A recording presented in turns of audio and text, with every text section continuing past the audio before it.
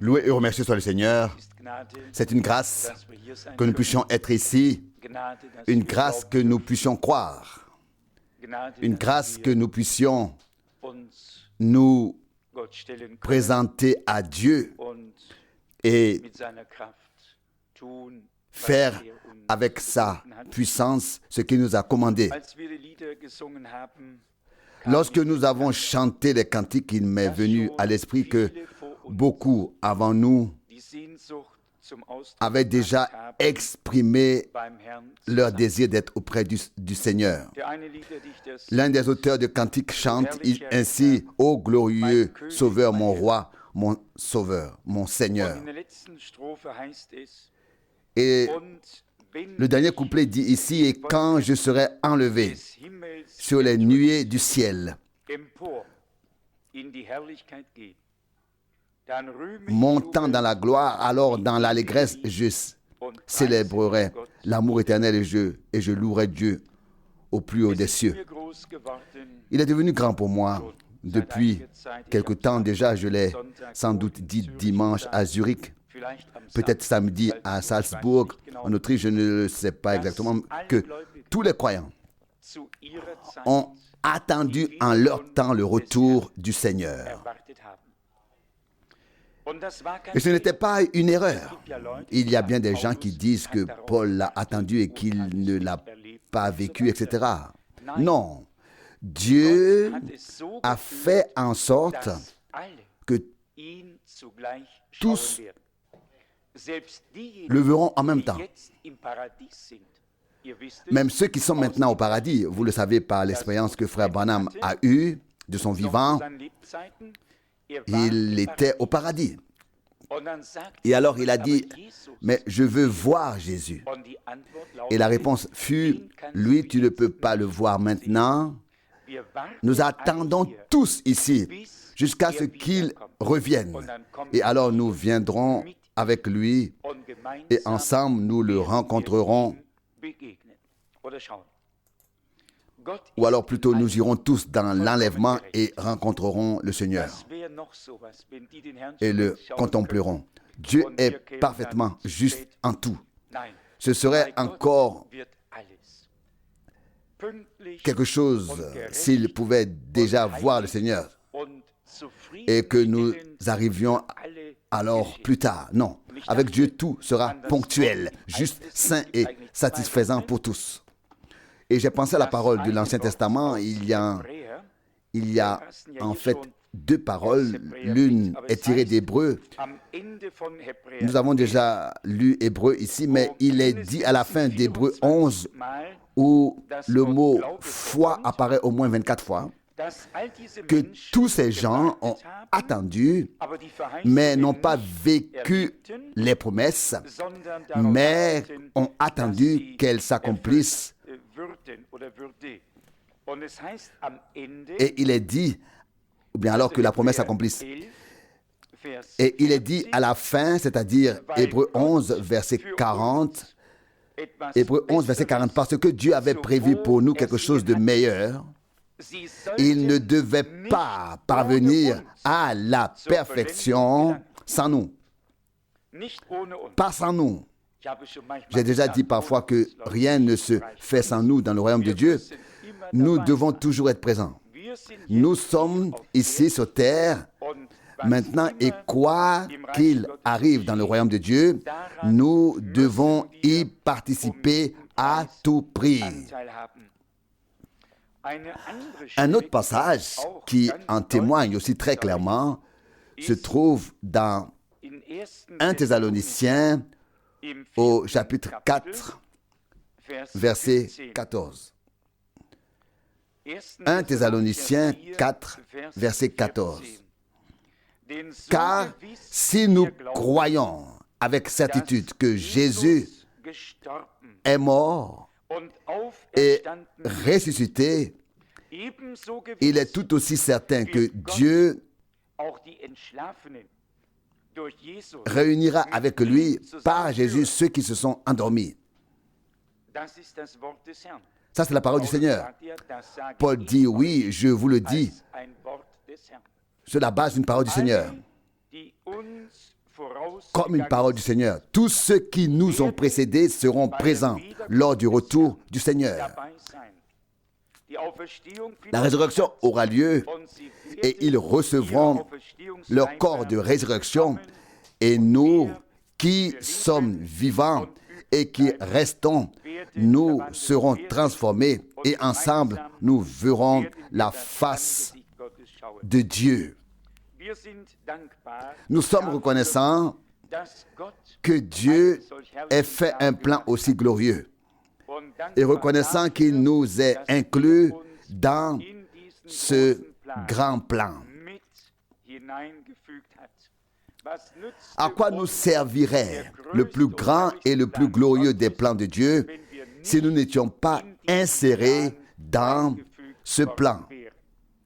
À quoi me servirait la béatitude, le salut, le ciel, la vie éternelle, si toutes ces choses n'étaient pas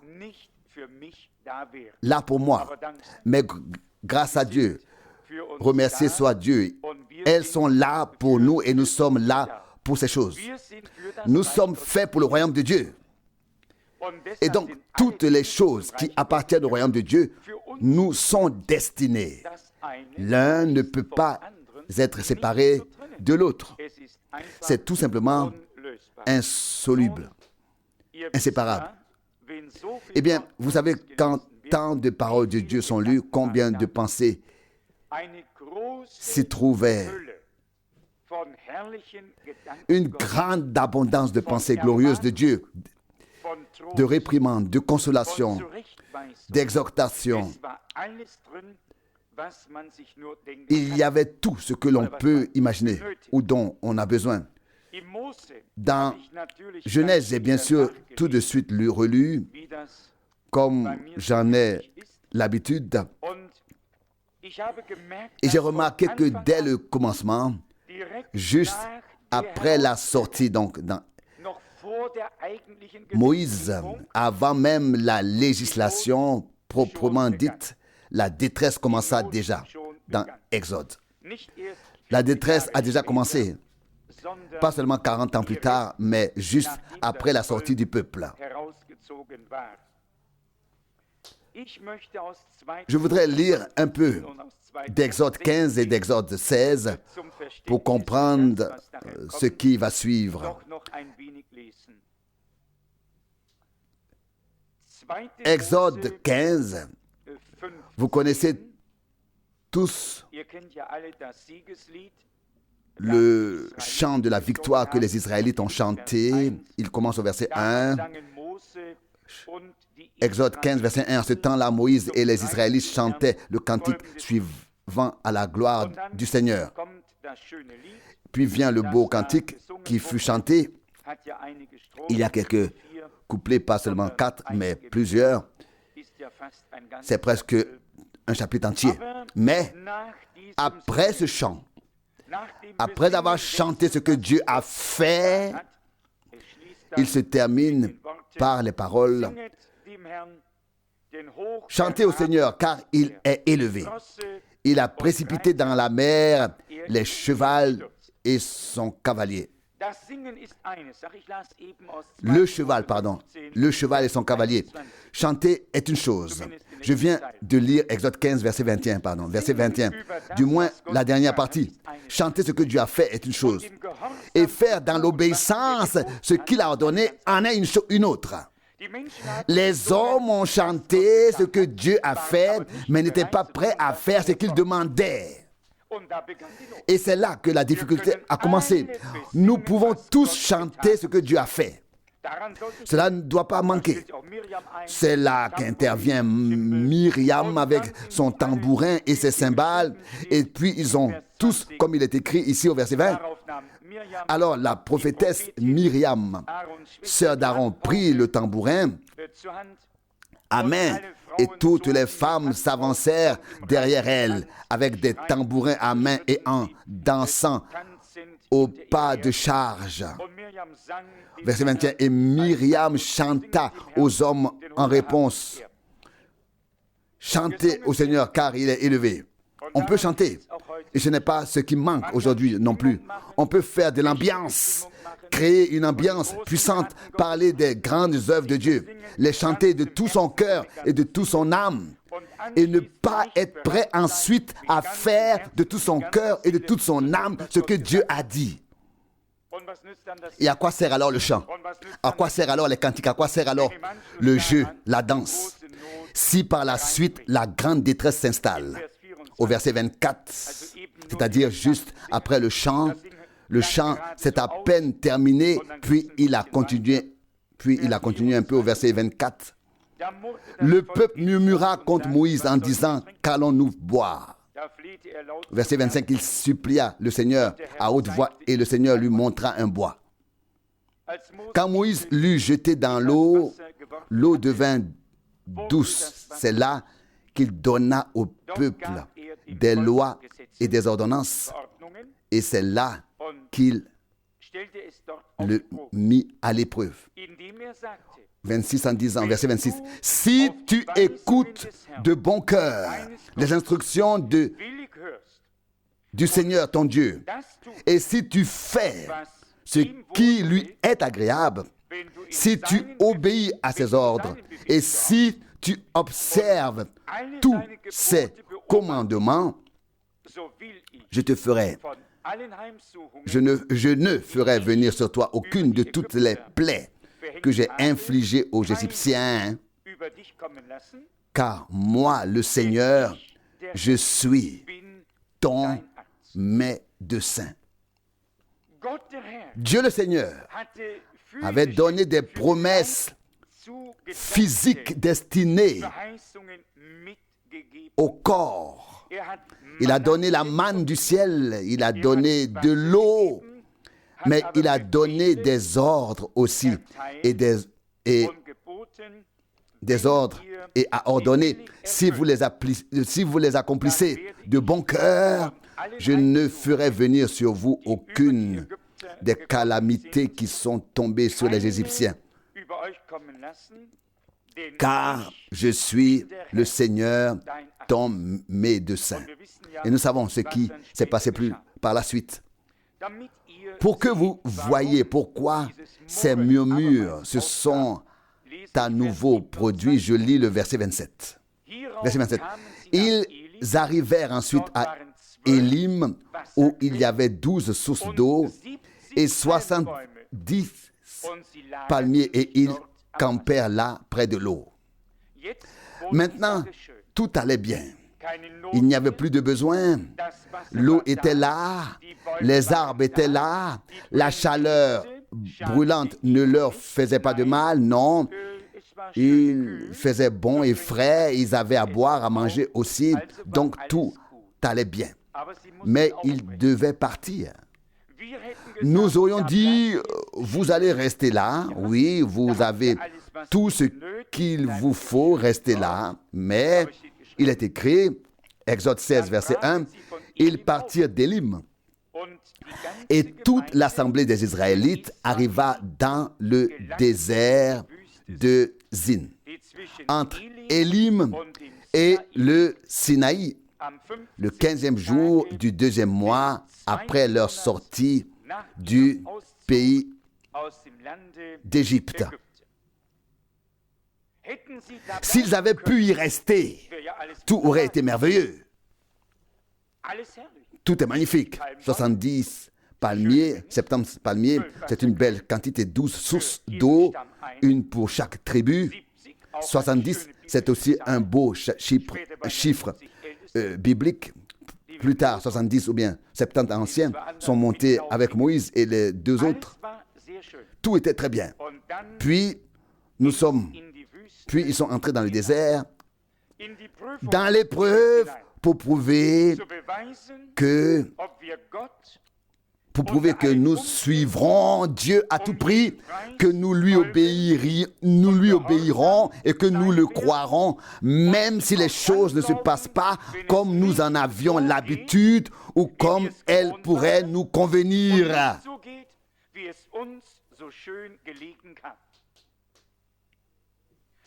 Ce sont les temps d'épreuve où se révèle la matière dont nous sommes issus et taillés.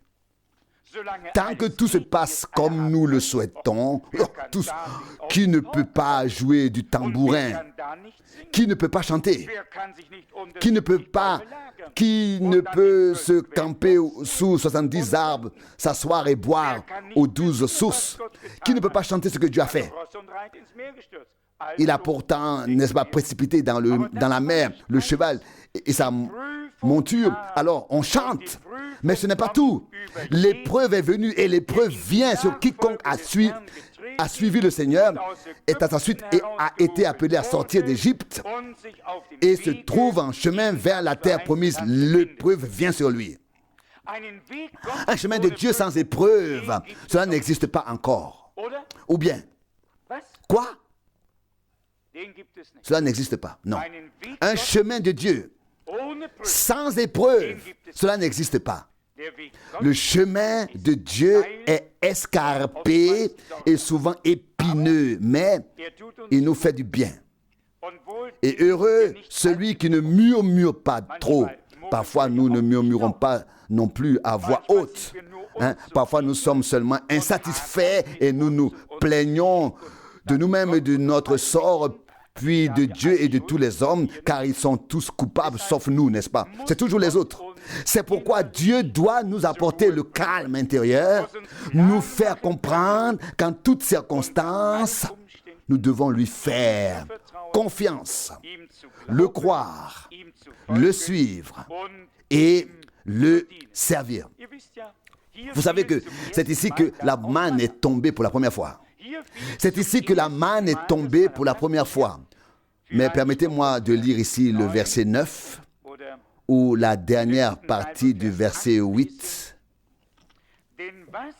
Car que sommes-nous? Vos murmures ne sont pas contre nous, mais contre le Seigneur. Verset 9. Sur ce, Moïse dit à Aaron, ordonne à toute l'assemblée des Israélites. J'espère que nous avons également saisi cette pensée de assemblée ici, ecclésia, communauté, assemblée, appelée à sortir. Je l'ai lu ici. Elle apparaît pour la première fois au chapitre 12, lorsque le peuple a été appelé à sortir. Ce n'est qu'à partir de l'appel qu'Israël est devenu une assemblée. Auparavant, il s'agissait d'un peuple de 12 tribus. Et c'est ici que le mot assemblée apparaît pour la première fois. Exode 12, verset 2. Exode 12, verset 2. Le mois présent sera pour vous le mois du commencement, le premier mois. Il sera pour vous le premier des mois de l'année. Verset 3. Donnez à toute l'assemblée d'Israël les instructions suivantes. Avant, peuple, descendant d'Abraham, Isaac et de Jacob. 400 ans s'écoulèrent, 430 en tout. Mais à partir du jour où Dieu les appela, où l'agneau fut immolé, où le sang coula, où l'alliance fut établie, ce ne fut pas seulement un peuple, ce ne furent pas seulement des tribus, mais une assemblée. Et à partir de ce moment-là, Dieu est entré dans un contrat avec eux, dans une relation d'alliance. Et c'est pourquoi il a exigé l'obéissance à ce qu'il a dit et à ce qu'il... Et en face de ce qu'il disait. Maintenant, une autre épreuve arrivait. Déjà, Moïse a donné la directive qu'il avait reçue du Seigneur, à savoir que chacun ne devait amasser que ce qu'il pouvait lui-même consommer. Que ce soit beaucoup ou peu, cela suffirait toujours. Suffira. Mais personne ne devrait garder ces choses-là dans l'incrédulité pour le lendemain. Car ce faisant, ils auraient remis en question le fait que Dieu leur donna à nouveau de la manne, c'est-à-dire de la nourriture, le lendemain. Comme il a promis. Lorsque Dieu dit « Je vous donne chaque jour de la nourriture fraîche », c'est-à-dire de la manne. C'est ce qu'il veut dire. Exode 16, 4. Alors personne n'a besoin de se remplir les poches en se disant « Je veux bien faire des provisions pour demain ». Non, si Dieu dit « Je pourvoirai à vos besoins », chaque jour, il pourvoira. Et s'il dit vendredi, prenez 2 jours, prenez 2 jours pour vous, alors le vendredi, il donne aussi la nourriture pour 2 jours afin que nous puissions rester à la maison le jour du sabbat et ne pas faire plus d'1 kilomètre. Et voilà, Dieu a fait ce qu'il a dit. Mais ici, nous avons les gens et nous pensons et pour l'instant, oui, qui avait-il de mal à ce que quelqu'un mette un peu plus dans ses chaussettes et dans ses poches pour avoir quelque chose le lendemain? Non, il ne s'agit pas seulement de cela. Il s'agit de croire totalement en Dieu et de croire à Dieu et de lui faire confiance et de ne pas faire ce qui est contraire à sa parole et à ses ordonnances. Donc, d'être obéissant à quoi il a dit. Et quand il a dit, je vous donne de la manne chaque jour, ramassez seulement toujours pour le jour déterminé. C'est ce qu'il veut dire. Et nous voyons qu'ils l'auront fait avec sincérité. Mais vous savez ce qui est écrit ici, verset 20. Mais ils n'écoutèrent pas Moïse et certains en gardèrent une partie jusqu'au lendemain matin. Mais il y avait des vers qui y avaient poussé et cela sentait mauvais. Et Moïse s'irrita contre eux. Verset 21. Il en ramassait donc chaque matin, chacun selon ses besoins, mais dès que le soleil brillait, cela fondait. Dieu fit alors en sorte qu'ils ne puissent plus rien ramasser. Ce qui restait fondit et il n'y en eut plus. Moïse se mit en colère. Il savait pourtant ce que Dieu lui avait dit. Il avait fait savoir au peuple chaque jour une nouvelle manne. Et le peuple n'a pas totalement cru Dieu. Ils ont dit, attendez, on va jouer la sécurité. Comment pouvons-nous jouer la carte de la sécurité en cherchant à nous aider nous-mêmes? Nous ne pouvons être sûrs que si nous faisons ce que Dieu nous a dit de faire et tel qu'il a dit de le faire. Cela peut toujours être une épreuve aussi là, mais heureux l'homme qui réussit cette épreuve.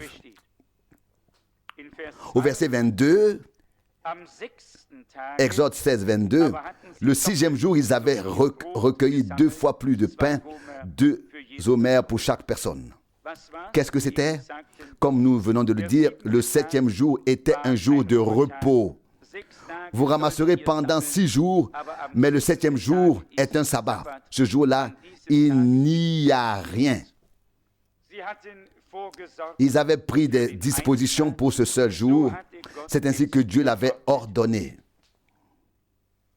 Exode 16, verset 33. Moïse donna alors cet ordre à Aaron. Prends une cruche, mets-y un gomer de manne et dépose-la devant le Seigneur comme réserve pour vos générations futures. Verset 34.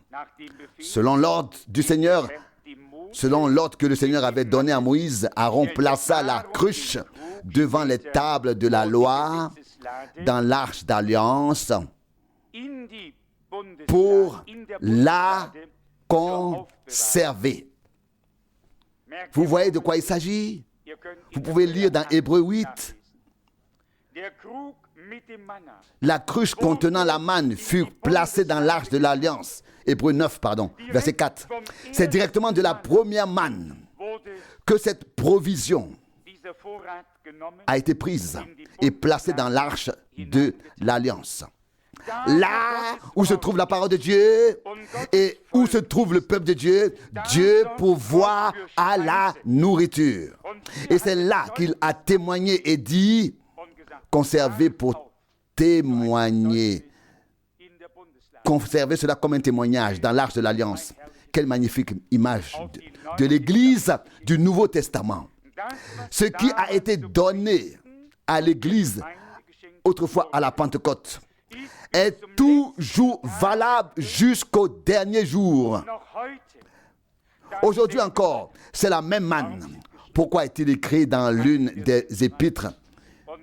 Et je lui donnerai une manne cachée. Apocalypse 2, 17.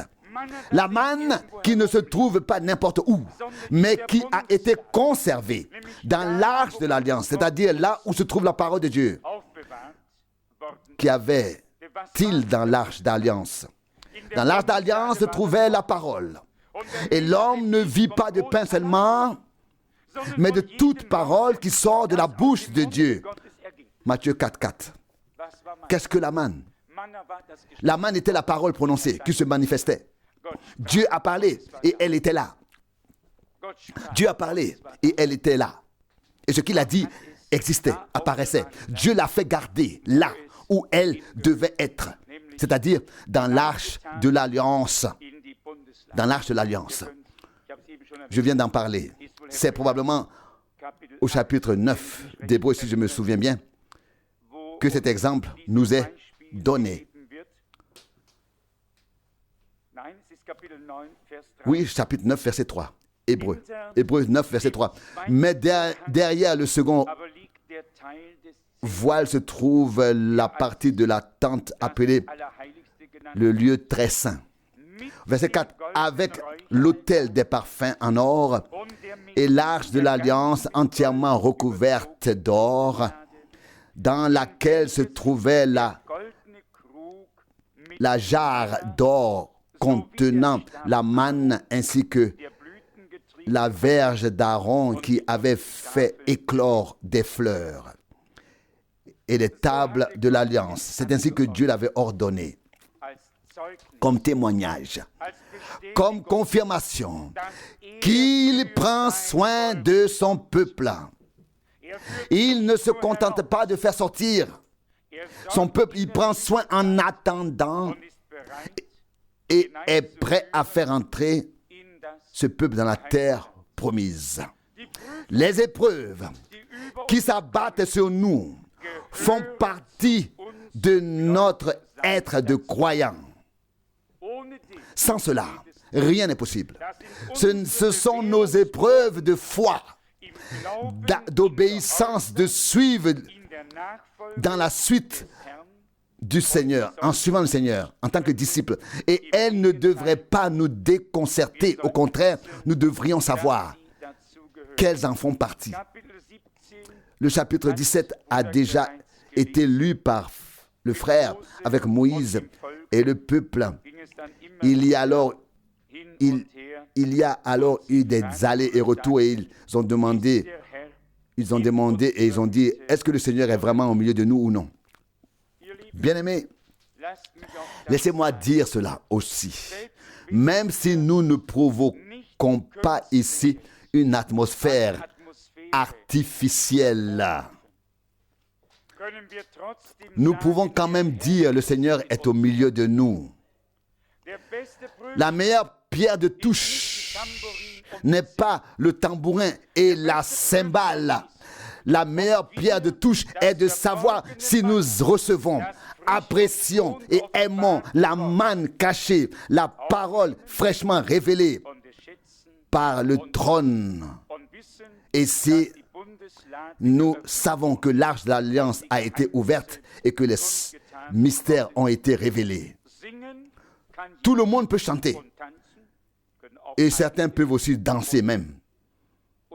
Et entre nous, je n'ai pas besoin de le dire à qui que ce soit, mais on danse aussi parfois autour du veau d'or. Et là aussi, il y avait beaucoup d'ambiance créée. Et lorsque Moïse descendit de la montagne et entendit cette immense ambiance, il se demanda, est-ce le chant d'une victoire? Exode 32, 17. Et il ne savait pas du tout. C'est-à-dire que le Seigneur l'avait déjà dit, descends, le peuple que tu as fait sortir a commis un grand péché. Mais au moment où il a entendu l'ambiance, il s'est dit, attendez, il ne doit pas y avoir grand-chose de mal. On chante si puissamment. Dieu a dû faire quelque chose de grand. Oh oui, ça c'est ce qu'on pourrait penser. C'est ce qu'on pourrait penser. En s'approchant, il a vu l'horreur. Et c'était déjà fait. Non pas là où l'on met de l'ambiance. Non pas là où les tambourins et les cymbales doivent absolument être entendus à fond. Mais là où les hommes peuvent adorer en esprit et en vérité et offrir à Dieu avec un cœur sincère le remerciement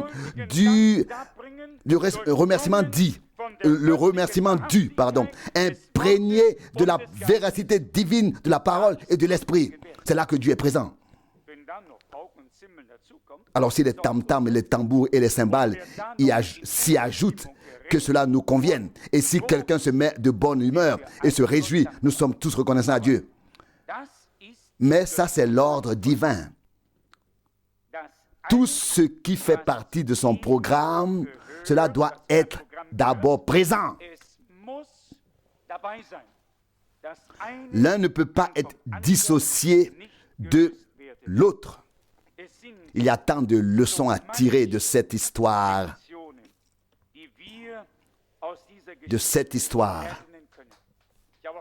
J'ai entendu aujourd'hui une prédication de Frère Branham. Nous allons certainement la traduire prochainement. Il parle du peuple d'Israël. Il parle aussi de comment s'appelaient ses amis Dathan et Korah, puis Balaam, etc. Et il était difficile pour ces gens de trouver leur place divine.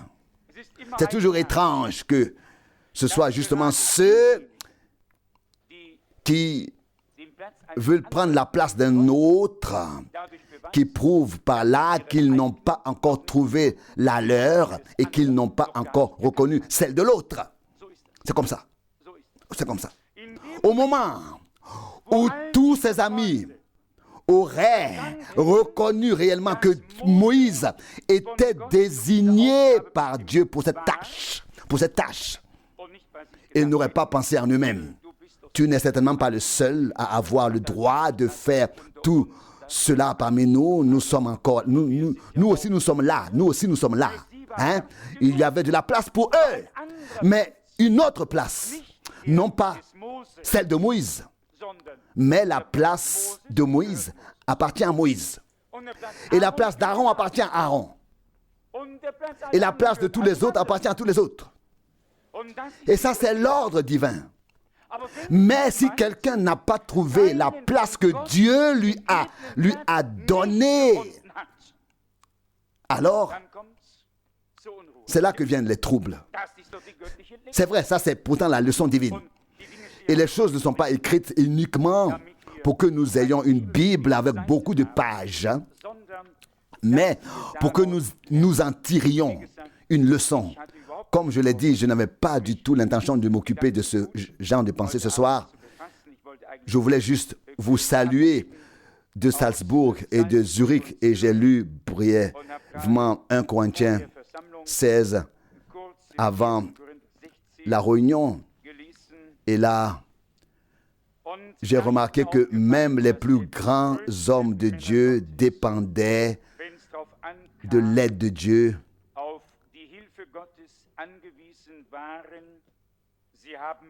Quand il le fallait, ils ont fait des projets, ils ont envisagé des voyages. Ils ont dit, si c'est la volonté du Seigneur, ceci ou cela arrivera.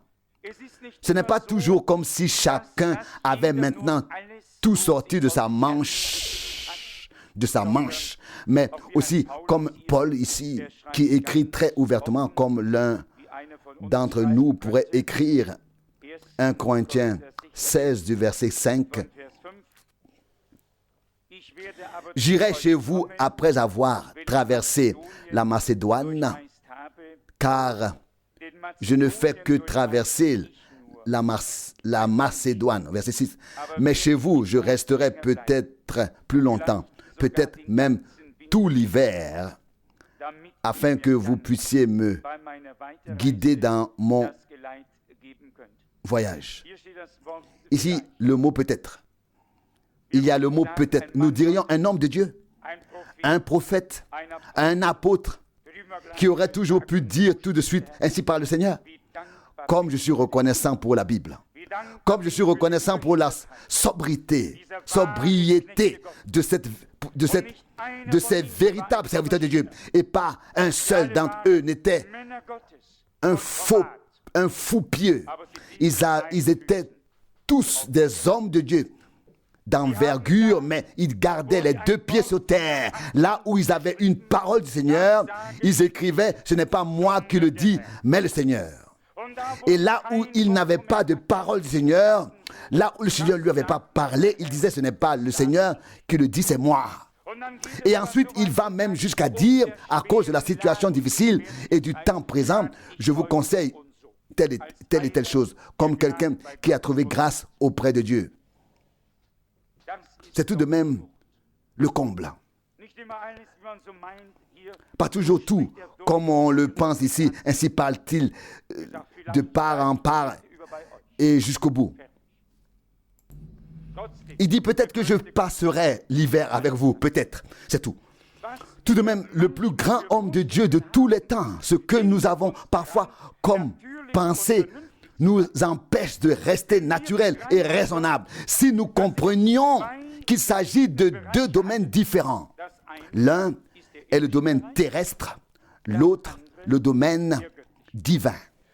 Et que nous restions parfaitement sobres et clairs dans les deux domaines, comme il se doit, à 100%. Ce n'est qu'ainsi que Dieu pourra nous utiliser. Celui qui est sobre et clair dans le domaine terrestre pourra l'être aussi dans le domaine spirituel. Et les deux doivent être équilibrés l'un par rapport à l'autre. Il est dit au verset 7, 1 Corinthiens 16. En effet, cette fois-ci, je ne veux pas seulement vous voir de passage, mais j'espère pouvoir rester un certain temps avec vous. C'est exactement comme nous l'aurions écrit, n'est-ce pas? N'est-ce pas? Moi aussi, je pourrais écrire ainsi, sans être apôtre. Je pourrais aussi écrire comme ça, sans être apôtre. Et c'est ainsi que Paul l'a écrit. Je le répète encore une fois. Quelle grâce d'avoir eu de tels hommes de Dieu. On voit d'une part, quand ils étaient dans le ministère, le même Paul pouvait dire, mais aussi si nous-mêmes ou un ange venu du ciel vous annonçait un autre évangile que celui que nous vous avons annoncé, malédiction sur lui. Et c'est là que cela commence. Et il était si sûr de l'appel et de l'envoi et de la prédication divine de l'évangile qu'il avait reçu. Quand il s'agissait ensuite de faire des voyages ou de ne pas en faire, de rester ou de ne pas rester, j'espère pouvoir rester avec vous un certain temps. C'est ce qu'il disait, j'espère. C'est beau, c'est beau. Cela me plaît parce que cela s'inscrit dans le déroulement du temps. Il n'était pas au-dessus du temps. Il était au milieu du peuple. Il voulait servir tout le monde. Et il a d'ailleurs dit ailleurs qu'il voulait être un Romain pour les Romains, un Grec pour les Grecs, afin de gagner le plus grand nombre au Seigneur, ou de gagner, oui, pour le Seigneur, de gagner un plus grand nombre pour le Seigneur. En effet, dans 1 Corinthiens 16, verset 7, il dit, en effet, cette fois-ci, je ne veux pas seulement vous voir de passage, mais j'espère pouvoir rester un certain temps avec vous. Si telle est la volonté du Seigneur, si c'est la volonté du Seigneur, ici, verset 8, il dit ensuite, ici à Éphèse, je resterai encore jusqu'à la Pentecôte, verset 9, car l'occasion m'a été donnée ici d'exercer une activité variée et fructueuse. Bien sûr, les adversaires ne manquent pas non plus. Cela aussi, il a dit ouvertement. De notre point de vue, nous dirions aujourd'hui, mon Dieu, si Paul était ici, nous marcherions tous de tout cœur avec lui et nous dirions, Paul, le plus grand cadeau que Dieu ait pu nous faire en plus de la rédemption, c'est toi, avec ton ministère. Et nous tous, n'est-ce pas? Nous prendrions tous place ici dans les premiers rangs et nous serions peut-être même assis par terre. Si Paul prêchait, je pourrais m'asseoir par terre. Comme ça, oui. Des hommes de Dieu se sont laissés utiliser par le Seigneur lui-même.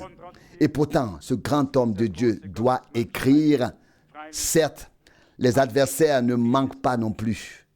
Oui, contre qui étaient donc ces adversaires? Contre qui? Au fond, comme je l'ai déjà dit tout à l'heure, ils n'ont pas trouvé leur propre place dans le royaume de Dieu et dans le corps de Jésus-Christ. Et puis, le mécontentement arrive et il est rapporté sur d'autres si ce n'est pas sur eux. Et voilà que la désunion s'installe dans le corps du Seigneur. Mais il ne doit pas en être ainsi. Ensuite, il est question ici de Timothée, etc., etc. Nous arrivons maintenant au verset 13. 1 Corinthiens 16, verset 13. Veillez, tenez ferme dans la foi, soyez des hommes. Fortifiez-vous. Verset 14. Que tout se passe chez vous avec amour. Oh, quelle exhortation s'adresse à nous tous ici. Quel rappel à l'ordre. Veillez. Verset 13. Tenez ferme dans la foi. Soyez des hommes. Devenez forts. C'est ce que Dieu nous adresse comme parole aujourd'hui par cette écriture. Tout le reste, même si les adversaires ne manquent pas ceci ou cela, mais ensuite vient l'exhortation. Le rappel à l'ordre. Ensuite vient la partie spirituelle. Ensuite vient notre édification, notre affermissement, notre fondement dans le Seigneur et dans sa parole. Notre fondation, pardon, dans le Seigneur et dans sa parole. Verset 13. Veillez, tenez ferme dans la foi, soyez des hommes, devenez forts. Verset 14. Que tout se passe chez vous dans l'amour. Combien de fois l'amour a-t-il été prêché et chanté? Mais il doit être vécu, mis en pratique, et s'il est offert, il doit aussi être accepté et rendu. Même l'amour de Dieu, qui est sans limite, n'a aucun effet sur nous à moins que nous ne le recevions et l'acceptions pour nous personnellement. Il en est de même lorsque nous témoignons de l'amour les uns pour les autres. Il doit être accepté et partagé. Verset 15, j'ai encore une chose à vous faire remarquer, frères. Ensuite, il parle de la maison de Stéphanas, ainsi de suite. Il était le premier. Verset 16, ainsi donc, aussi soumettez-vous à ces gens-là et à tous ceux qui travaillent et peinent. Verset 17, je me réjouis de l'arrivée de Stéphanas, de Fortunatus et d'Achaïcus. Ils m'ont suppléé à votre absence. Verset 18. Et m'ont apporté ainsi qu'à vous le repos spirituel. Ou bien alors, rafraîchissement spirituel, dit frère Franck, rafraîchissement. Vous devez reconnaître et apprendre à apprécier de tels hommes. Nous avons ici deux mots, repos spirituel ou rafraîchissement, peu importe. Dans le réconfort, dans le rafraîchissement, il y a le repos et dans le repos, il y a le réconfort. Dans l'agitation, vous savez ce qu'il y a dedans, rien de bon. Notre frère a lu, il y a du repos, il y a un repos présent pour le peuple de Dieu. Hébreux 4 versets. Les premiers versets. Celui qui est entré dans ce repos divin n'a plus d'inquiétude autour de lui. Il se repose en Dieu. De ses propres œuvres. Et se repose dans l'œuvre de Dieu qui s'est produite à Golgotha. Il se repose littéralement. Comme Dieu s'est reposé lui-même de ses propres œuvres. Avez-vous entendu dire que depuis la création du monde, Dieu a fait quelque chose à la lune, au ciel, au soleil et à la mer ou ailleurs après avoir achevé son œuvre? Rien du tout. Quand Dieu a terminé, il a tout regardé et a vu que c'était très bien. Et il s'est assis. Finish. Terminé. La chose était faite pour de bon. Lorsque nous avons la grâce auprès de Dieu de voir l'œuvre de rédemption achevée sur la croix à Golgotha d'un point de vue divin, c'est-à-dire d'en haut, et que nous en avons saisi la signification par la foi, alors nous nous reposons en Dieu. Nous nous reposons alors de nos propres œuvres. Alors tout cela s'arrête et nous nous reposons en Dieu. Nous nous reposons dans la rédemption. Nous nous reposons dans le pardon, dans la réconciliation, dans le salut, dans la grâce. Alors, ce que nous avons reçu dans la foi devient une réalité divine. Qu'avons-nous lu? Mais à cela, le message n'a servi à rien, car ils ne l'ont pas associé à la foi. Hébreux 4, 2. Le plus grand message de Dieu ne sert à rien s'il n'est pas reçu en étant lié à la foi. Et celui qui croit est sauvé. Oui, personne ne peut devenir plus que bienheureux. Oui, quelqu'un d'autre peut-il devenir plus que bienheureux, plus que béatifié? Eh bien, cela me suffit. Si je suis sauvé, et je le suis déjà, alors oui, nous n'avons plus qu'à remercier Dieu. Qu'a dit le prophète Joël? Est-ce vrai ou faux? Celui qui invoquera le nom du Seigneur sera sauvé. Romains 10, 13. Car, l'avons-nous fait? Avons-nous invoqué le nom du Seigneur? Qu'est-ce qui suit alors? Quel en est le résultat? Il sera sauvé. C'est la conséquence. Est-ce vrai? Oui. Avons-nous invoqué le nom du Seigneur? L'avons-nous fait? Oui. Sommes-nous alors bien heureux ou non? Oui. Je n'entends rien. Je n'entends pas. Je n'entends rien. C'est pourtant la parole. Bien-aimés, nous parlons parfois d'incrédulité et nous ruminons là-dessus. Et nous sommes assis sur l'incrédulité comme sur un baril de poudre. Et nous la réchauffons et nous l'entretenons. La foi est pourtant ce qui compte. Et nous avons cru. Et parce que nous avons cru Dieu, nous avons confirmé qu'il est vrai. Car celui qui ne croit pas Dieu en fait un menteur. Alors, croyons Dieu, croyons ce qu'il a dit et entrons dans le repos divin avec cette foi. Avec cette foi. À cela, le message n'a servi à rien car ils ne l'ont pas uni à la foi. Uni à la foi. Pour nous, il a été utile et bénéfique parce que nous l'avons associé à la foi et nous l'avons reçu, accepté, accueilli. Et c'est pourquoi il est devenu une partie intégrante de notre vie. Pour finir, voici les derniers versets qui, j'en suis sûr, vont nous traverser les jambes et la moelle. Voici ma salutation de la main de Paul, 1 Corinthiens 16, 22. Si quelqu'un n'aime pas le Seigneur, qu'il soit maudit. Maranatha, verset 22, 1 Corinthiens 16, verset 23, que la grâce du Seigneur Jésus soit avec vous. Verset 24, mon amour est avec vous tous dans le Christ Jésus. Quel salut, quelle salutation, quelle salutation d'adieu, quelle exhortation, quelle parole sérieuse. Celui qui n'aime pas le Seigneur, oui, la colère de Dieu reste sur lui. Et alors, et avec la colère, la malédiction. Et avec la malédiction, la condamnation. Mais celui qui aime le Seigneur, avec l'amour dont nous avons été aimés, en étant appelés à sortir, celui-là est béni. Béni de la bénédiction du Dieu Tout-Puissant. Notre Seigneur a dit, celui qui m'aime, il gardera ma parole. Jean 14, 15. Gardons la parole de Dieu à tout prix. Ne murmurez pas. Beaucoup l'ont déjà fait. Et ils sont restés sur le carreau, comme le peuple d'Israël. 23 000 en un jour, si je me souviens bien. Soyons de ceux qui avancent dans la foi, de ceux qui sont reconnaissants, de ceux qui portent l'amour de Dieu dans leur cœur.